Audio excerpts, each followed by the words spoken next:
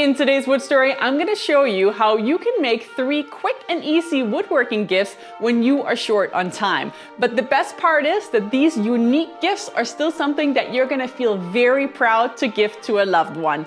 So go and quickly grab your tools and let's start this Wood Story. This first gift is perfect for the book lover in your life. We are making a wooden book page holder. I've included the free template for you to make it extra easy and fast, so go grab that from my website. Start by tracing the wood you want to use. The thickness of the wood for this page holder is very flexible. I'm using 1-inch thick wood in my example, but you can go down all the way to 1/2 inch, so use whatever you have in your scrap pile.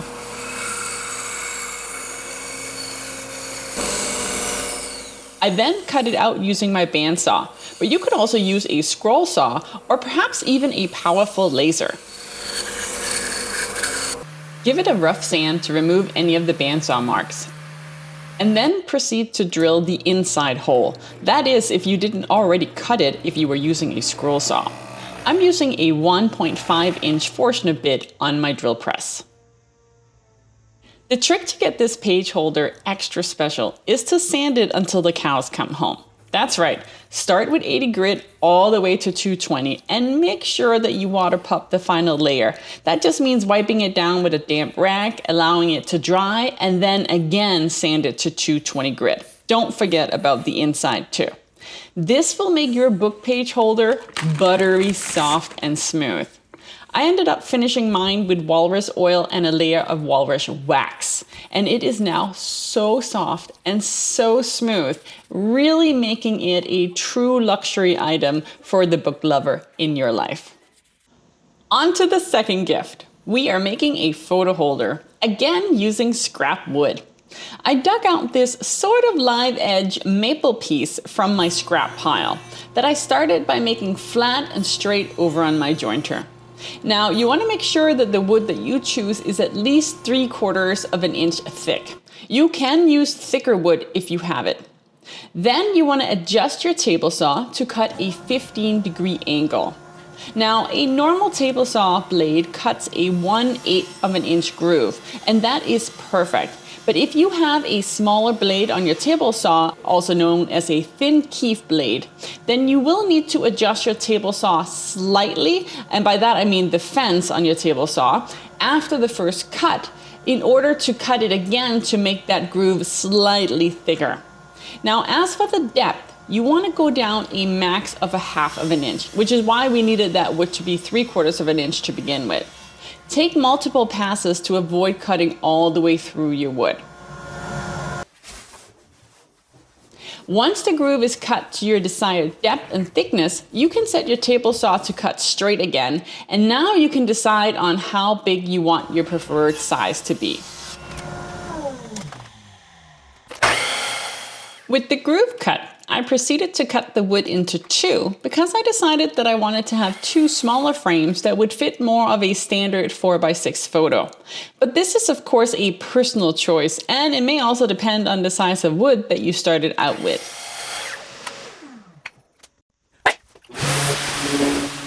The finishing touch was a good sand and a coat of oil. Again, I ended up using walrus oil and a coat of wax. You could of course also stain or paint it, however way you want to do it. And once done, you're going to need to add a couple of pieces of 4x6 plexiglass. You can buy these online or you can cut them from a bigger piece. Then add your chosen photo between the 2 layers and it is ready to gift away. Easy peasy, but again, unique and custom. A gift someone will truly enjoy. For this next project, it's actually a bit of a 2-in-1 project because you could go in 2 directions when making it. So we are going to be making either coasters or a nice tray. And you will need to have one of these silicone mats in advance. Maybe you have one from a previous project. You can also make your own, but because these are quick gifts, I recommend that you pick one up. Amazon sent this to me the same day that I ordered it, and it cost, I think it was $17, but I'll leave the link down below. But what's great about this is that it's multi-purpose, because I can both use this to make a nice full-on resin tray if I wanted to, or I can incorporate wood into it. And I know some people are against resin, I get it. But I think in certain situations, it's a way to avoid waste. And yes, there is a lot of plastic out in the world, so some people hate it, some people love it. But being what that is, I'm all about making every single piece work until there is no more left of it. And right now I have this one leftover piece. It's probably from my wine box project. If you haven't seen that one, check that video out right here. And what am I gonna do with this little piece? You know, we save these scraps forever. But it turns out it's about the perfect size for what I need in this tray. So my idea here is that I'm gonna take this and I'm gonna add some nice curves to it, just to make it look a little bit more unique and not so boxy. And then I'm gonna add some nice resin to the outside. And once this is done, that's when I have the choice whether I wanna cut it up and make it into something like a coaster that has half resin and half wood, or if I wanna use it to make one big nice tray. It might depend how it turns out at the end. We shall see. Don't be scared to use your leftover wood. Chances are you don't have something that's this flat. Your pieces are probably all over the place. That's okay too. Line them up, try out different patterns, see what works for you. And then once you have it all nice and set, then you can add your resin to it. What's nice about this is that it's nice and shallow, so the resin is not going to take a whole week to cure. It's been a while since I've done it, but I believe it's a day or two for it to cure, and then we'll be able to cut it. But let's get to work. We got one more gift to make, and then it's gonna be time to enjoy the holidays.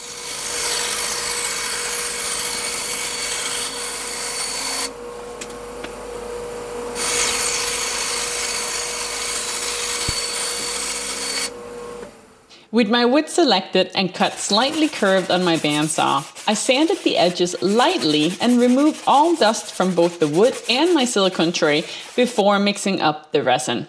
Now you're going to want to follow the manufacturer's instructions to ensure you get the right ratio.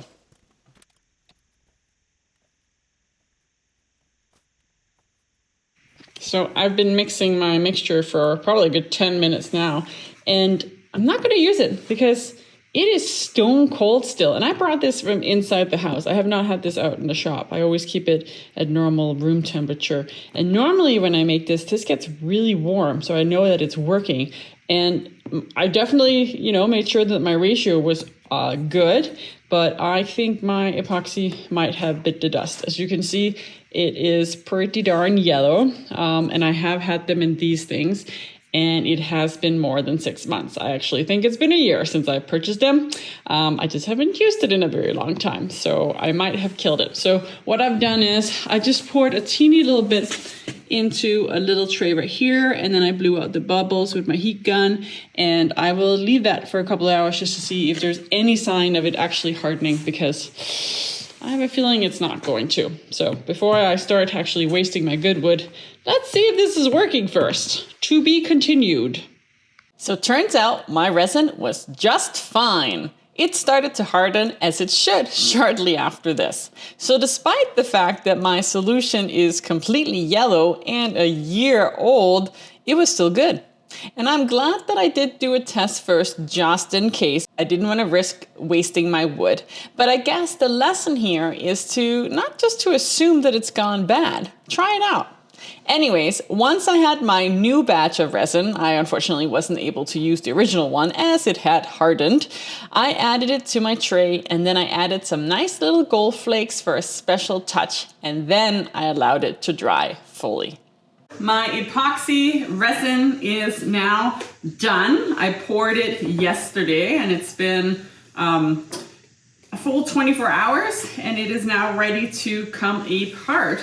And I did have some issues. I have this heat gun and I was blowing on top of it, and I think I ended up actually drying it. So it ended up being this kind of weird white foamy stuff. So not ideal. I might have to sand that down and kind of start a little bit over on this area here. But let's see what the backside looks like, because that might determine what we're gonna do with that part. And again, my idea here is that I was either going to use it as a tray or as coasters. I think I'm going to go ahead and do the coasters. So if this one area ends up being ruined, then I still have tons of other spots that I can cut the coasters from. But let's see. Oh, this is interesting. Okay, so whoops-a-daisy, something I didn't quite take into account. So the epoxy obviously went underneath the wood as well. Mostly, it looks like it has a couple of spots here where it didn't quite go under. So that's obviously not ideal either. But again, I'm trying to cut coasters. I really just need about this much. So I might have enough. I might just have to be a little bit more creative in terms of where I cut them. I might not be able to cut them just straight. So I might lose a little bit because of my mistake. Again, I'm not an epoxy resin expert, as you can clearly see, but it's just a way to show you what opportunities there are to use your scrap wood. And if you are in a pinch and you don't have that much time in order to make a gift, yes, you do have to wait for it to dry, so you have to factor that in.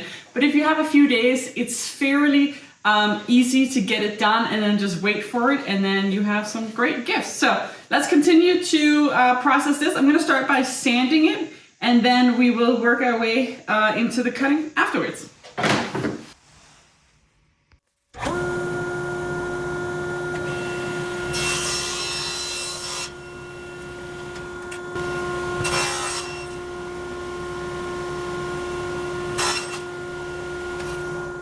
So I have my pieces now. They are all cut, and as you can see, they're starting to show their uniqueness with that little piece of wood and the nice epoxy with the gold flakes that I decided to add to it. But again, depending on what you decide to put on it into your tray, it's all going to be very unique and very cool. You would definitely be able to get 6 out of this. I just had that one little epoxy mistake here, which meant that I have one of these pieces that I just couldn't get a full piece out of. So I could fix this later. I could do a couple things, or just cut it off. You know, no one says that all the coasters have to be a perfect square. But what I'm gonna do now is I'm just gonna give them one last sand, and then I'm gonna give them a coat of protective finish, and then they are done. I finished the coasters with a coat of spar urethane, and this was only because I ended up with exposed wood after my sanding. If the epoxy had covered the wood, there would be no need, as the resin itself is plenty strong as coasters. And with that coat done and dried, these scrap wood one-of-a-kind resin coasters were ready for gifting. So there you have it, 3 very unique gifts that can be made in a very short amount of time. So regardless if you have a few days or a few hours to create a one-of-a-kind gift, I hope there is something here that will spark your inspiration. Don't forget to grab the free book page holder template off my website, My Gift to You. Thank you so much for watching and for subscribing to my channel. And if you happen to be watching this video at the time of upload, which is December 2024, then I hope you have the very merriest of Christmas and a very, very happy New Year. And please let me know in the comments below, what are you making for your loved ones this Christmas? I'll see you soon in the next Wood Story.